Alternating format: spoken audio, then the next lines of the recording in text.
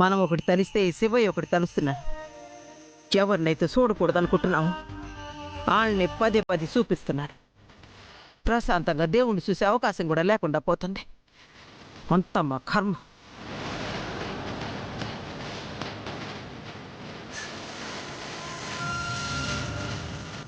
అందుకే నేను గుడికి రాను రానని చెప్తా ఉన్నానయ్యా. నువ్వు వింటే కదయ్యా.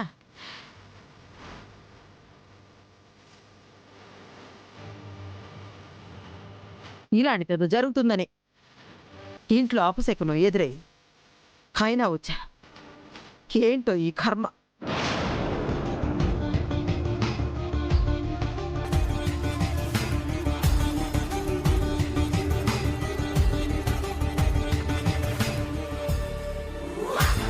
ఏవైంది స్వామి మా అత్తయ్యకి? రాజును ఎందుకు ఇంతలా బాధ పెడుతోంది?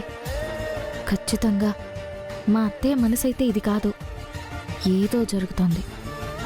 అదేంటో మాకు తెలిసేలా చెయ్యి స్వామి. రాజు, నువ్వేం బాధపడకురా. మీ అమ్మ దేవుడి దగ్గరికి వచ్చింది కదా, ఆ దేవుడే మీ అమ్మని నిన్ను కలిపేలా చేస్తాడు. పద వెళ్దాం. పద.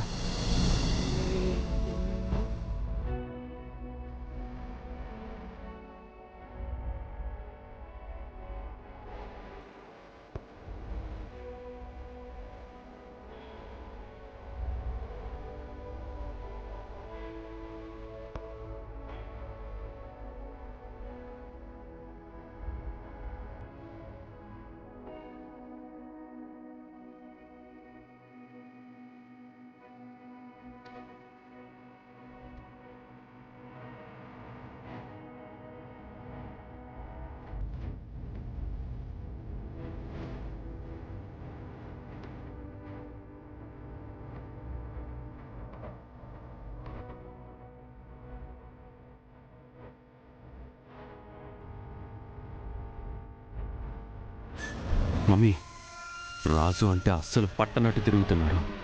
కానీ రాజు ఎప్పుడు గుడికొచ్చినా వాళ్ళు వస్తున్నారు. మనం ఏ గుడికి వెళ్తే అదే గుడికి, మనం ఏ టైంకి వెళ్తే అదే టైంకి వస్తున్నారు. ఖచ్చితంగా వీళ్ళేదో ప్లాన్డ్గానే చేస్తున్నారు అనిపిస్తుంది మమ్మీ. అదే కదా దీపక్, నేను చెప్తున్నాను. మీ మావయ్యని డైవర్ట్ చేయడానికి వీళ్ళందరూ కలిసి నాటకం ఆడుతున్నారని నా అనుమానం.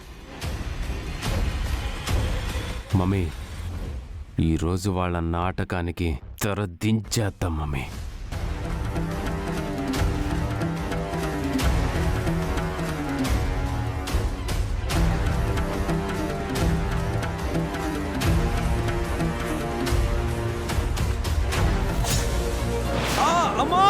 అయ్యో రాజు! రాజు!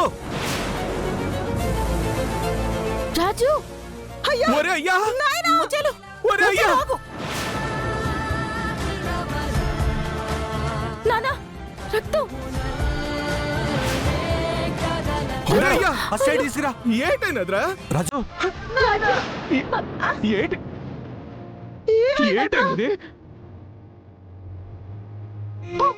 ఎంత రక్తమో!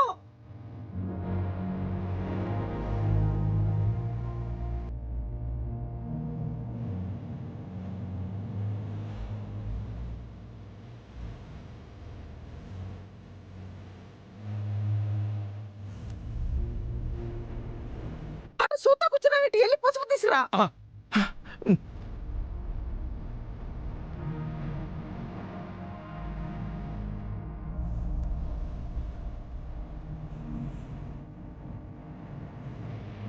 త్వరగా తీసుకురావయ్యా. వస్తున్నానే. పెట్టు పెట్టు.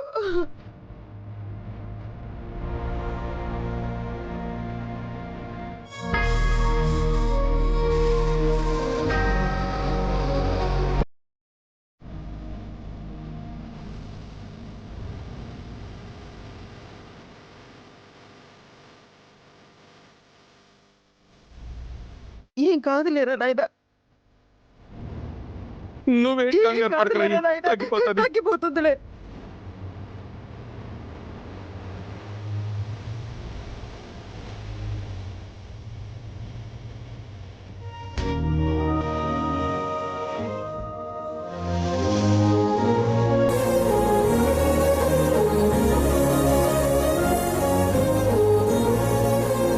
సరిగా ముడయ్యి. సరిగా ముడి. అత్తయ్య మావయ్య ఎందుకు ఇలా నటిస్తున్నారు?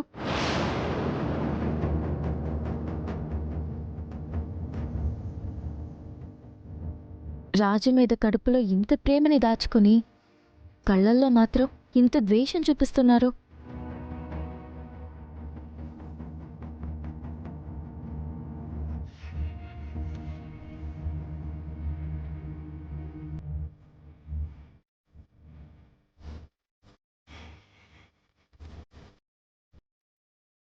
రాజుకి చిన్న కొబ్బరి చిప్ప గుచ్చుకుంటేనే మీ గుండెల్లో గుణపాలు దిగినంత బాధపడిపోతున్నారు.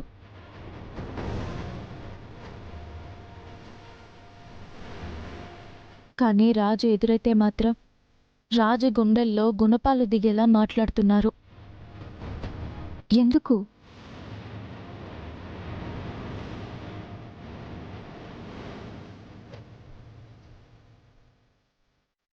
ఆడి మీద ఎంత కోపం ఉన్నా కన్న తల్లిదండ్రులం కదమ్మా, ఏదో ఒక మూల ప్రేమ ఉండనే ఉంటది.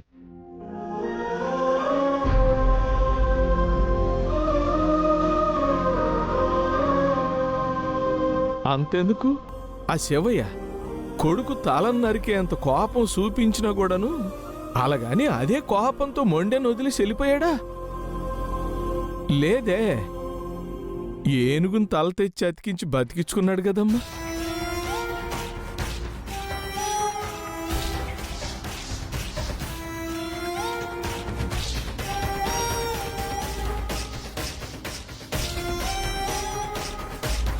ఆ శివుడి కంటే మేమేమి శక్తివంతులం కాదు కదా.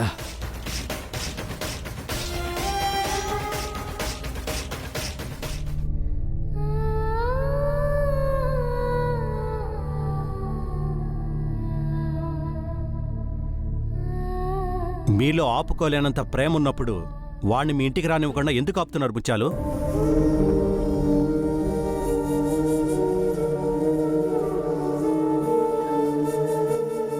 మీ గుండెల్లో ఇంత ప్రేమ పెట్టుకున్నారు. వాడు మీ గుమ్మంలో అడుగు పెడితే మాత్రం వాడు మీకేదో ద్రోహం చేసినట్టు మాట్లాడుతున్నారు. మా రాజు మాకు దగ్గరగా ఉన్నన్ని రోజులు మీకు దూరంగానే ఉన్నాడు, అమ్మాయి గారికి దూరంగానే ఉన్నాడు. ఇప్పుడు మేం దూరం పెట్టినప్పటి నుంచి వాడు మీకు అమ్మాయి గారికి దగ్గరయ్యాడు. అందుకే వాడిని మేం దూరం పెడుతున్నాం పెద్దయ్య. మాట్లాడరేంటి అత్తయ్య, మాట్లాడండి. చూసావా తమ్ముడు వీళ్ళ నాటకాలు?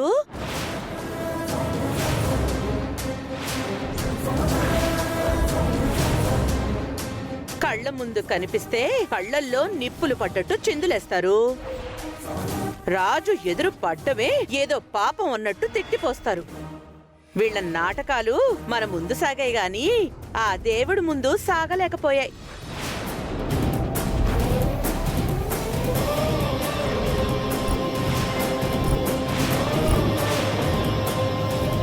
దేవుణ్ణి కూడా మనశ్శాంతిగా దర్శనం చేసుకునే భాగ్యం లేదా మాకు అని ఫీల్ అయిపోయిన ఈ ఉత్తమ నటి దేవుడికి దండం పెట్టుకుంటూ కొడుకు అమ్మా నరవగానే ఆ దేవుణ్ణే పక్కన పెట్టి పరిగెత్తుకుంటూ ఎలా వచ్చిందో చూసావా తమ్ముడు?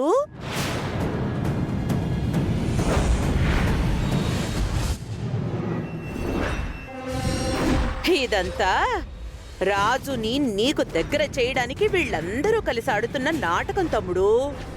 ముఖ్యంగా అదిగో ఈ విరూపాక్ష ఆడిస్తున్న నాటకం. విజయాంబిక, నటించే అవసరం, నాటకాలు ఆడాల్సిన అవసరం నీకుందేమో, మాకు లేదు. ఈ లోకంలో ఉన్న అన్ని రకాల ప్రేమల్లో నటించాల్సిన అవసరం ఉంటుందేమో కానీ ఒక్క తల్లిదండ్రుల ప్రేమలో మాత్రం నటించే అవసరం ఉండదు.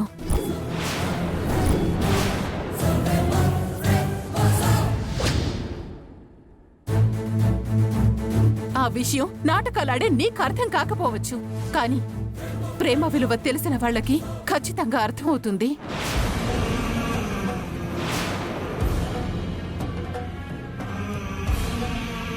పిల్లలు తప్పు చేస్తే ఇంట్లో నుంచి బయటకు గెంటేసే కోపం కూడా ఒక ప్రేమే అవుతుంది. పిల్లలతో మాట్లాడకుండా దూరం పెట్టినంత మాత్రాన వాళ్ళ మీదున్న ప్రేమని దూరం చేసుకోవాలని ఎక్కడైనా రాసుందా?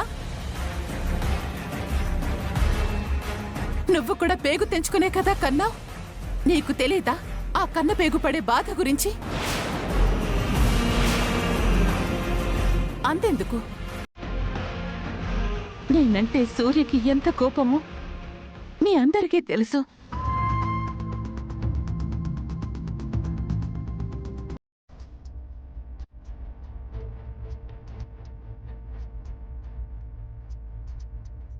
నా మొహం చూడ్డానికి కాదు కదా, కనీసం కలలో కూడా నా పేరు తలుచుకోటానికి కూడా ఇష్టపడ్డు. అలాంటి సూర్య నాకు పాము కాటేస్తే ఎందుకు రక్షించాడు? నా మీదున్న ప్రేమ వల్లనా? కాదు, ఆయనకున్న మానవత్వం వల్ల.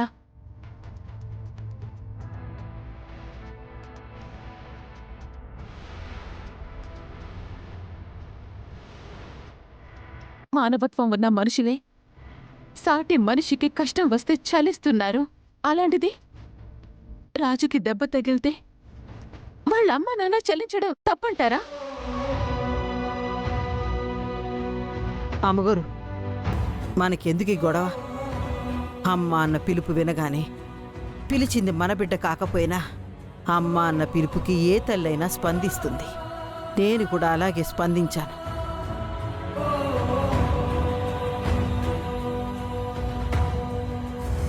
అంతకుమించి వేరే ఆలోచనే లేదు. రాజు స్థానంలో ఎవరున్నా ఈ తల్లి ప్రేమ ఇలాగే చూపించేదాన్ని. రండమ్మగారు, మనం వెళ్దాం. పదయ్య, పోదాం. అమ్మా,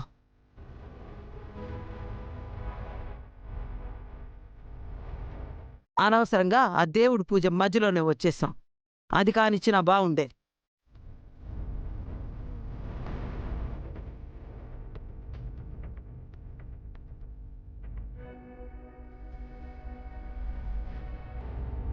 బాధపడక రాజు.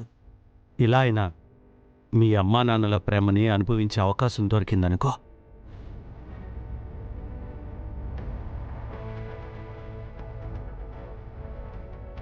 రండి వెళ్దాం.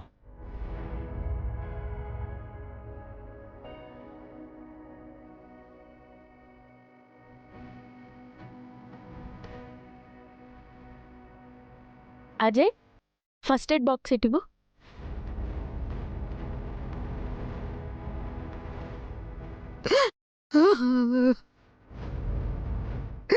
పోనీలే ముత్యాలు, మిమ్మల్ని కలపడానికి ఆ దేవుడే కొబ్బరి చిప్ప వేసినట్టున్నాడు.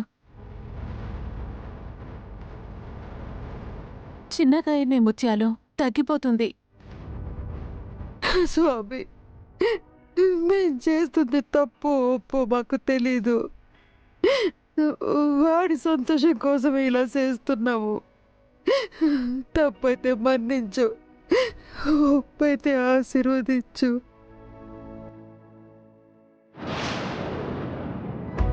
అమ్మా, నువ్వే తోడుగా ఉంటే.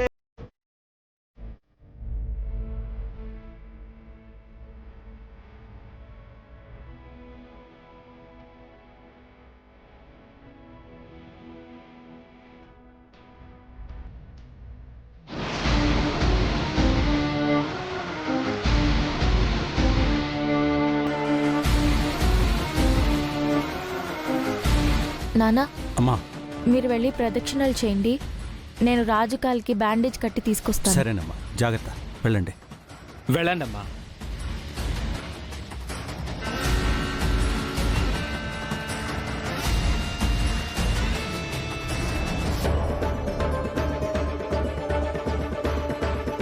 ఎలాంటి సిచ్యువేషన్ అయినా మీరిద్దరూ హ్యాపీగా ఉండేలా మార్చుకుంటున్నారు.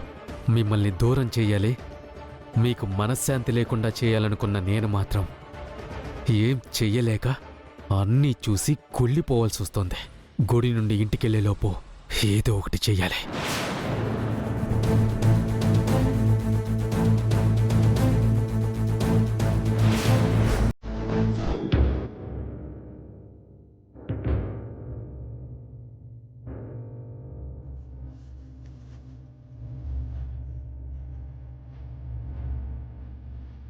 ఎంత పెద్ద గాయమైందో చూడు.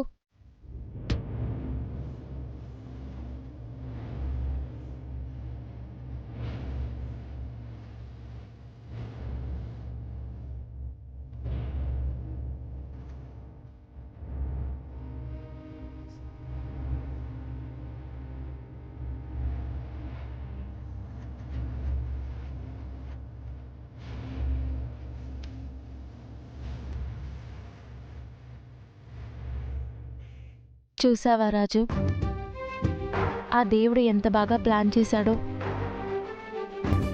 నీ గుండెకైన గాయాన్ని మాన్పడానికి నీ కాలికి గాయం చేశాడు. నీ గుండె గాయానికి కారణమైన అత్తయ్య మావయ్యల చేత నీకు ట్రీట్మెంట్ ఇప్పించాడు. ఇంతకాలం అత్తయ్య మావయ్యల కోపం చూసి బాధపడిన నీకు వాళ్ళ గుండెల్లో నీ మీద ఎంత ప్రేముందో చూపించాడు. దేవుడున్నాడు రాజు.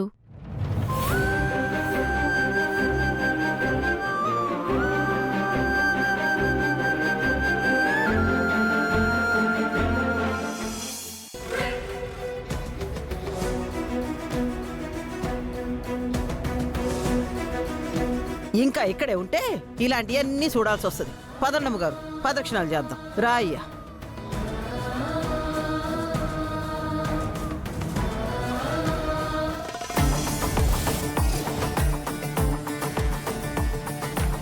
చంద్ర, అన్నయ్య జీవన్ అక్కడ?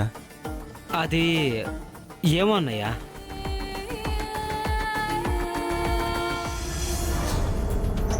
ఏం చేస్తున్నావు హారతి? అసలు ఇక్కడికి ఎందుకు వచ్చావు నువ్వు? ఈరోజు కార్తీక పౌర్ణమి జీవన్. మామూలుగా అయితే నీతో కలిసొచ్చి సత్యనారాయణ వ్రతం చేయించుకోవాలి అనుకున్నాను, కానీ కుదరలేదు. కనీసం నీ గురించి దేవుడికి మొక్కుకుంటే అయినా ఫీలింగ్ బెటర్గా ఉంటుందని వచ్చాను. అయితే కూడా నేనొచ్చిన గుడికే రావాలా? వేరే ఏదైనా గుడికి వెళ్ళొచ్చు కదా. అయినా నువ్వు ఈ గుడికే వచ్చావని నాకెలా తెలుస్తుంది జీవన్? నువ్వేమైనా చెప్పావా?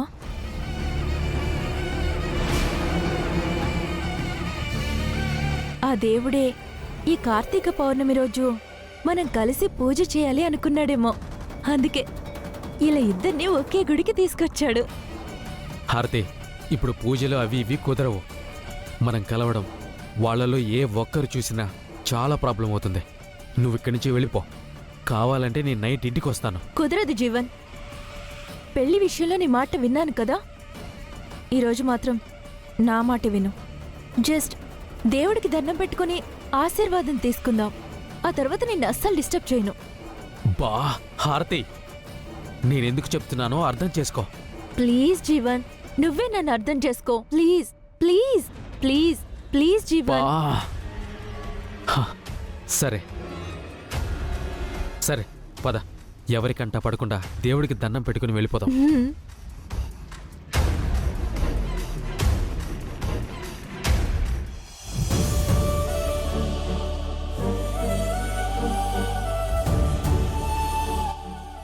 దేవుడి దయ వల్ల జీవన్ హారతుల గురించి నాన్నకి నిజం తెలిసిపోయి జీవన్ నుంచి పింకీని కాపాడేస్తే ఒక పెద్ద ప్రాబ్లం క్లియర్ అయిపోతుంది కదా రాజు.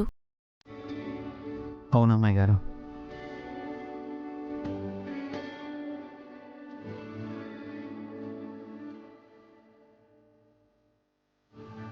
లేచి నడు రాజు.